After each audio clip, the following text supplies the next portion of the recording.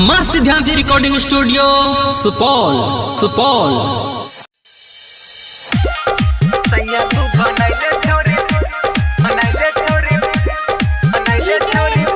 Presented by Maa Siddhant recording studio Supaul. छोरी दही घरवा के काम काज गे, छोरी दही घरवा के काम काज गे।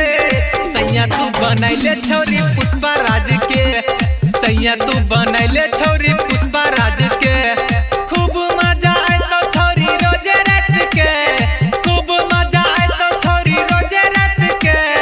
सैया तू बनैले छोरी पुष्पा राज के, सैया तू बनैले छोरी पुष्पा राज के।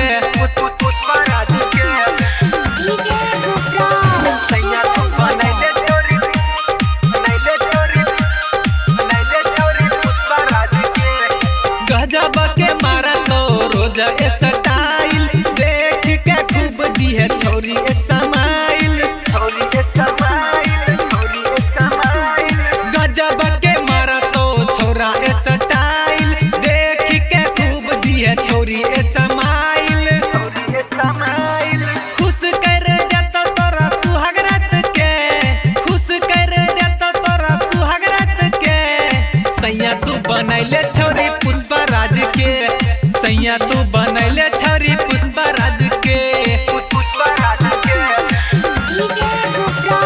सैया तू बनैले छोरी, बनैले छोरी, बनैले छोरी पुष्पा राज के। सेजिया पर पलंग हिलाई देतोगे, मनवा के ललसा पुराई देतोगे, पुराई देतोगे, पुराई देतोगे। सेजिया पर पलंग हिलाई देतोगे, मनवा के ललसा पुराई देतोगे, पुराई देतोगे।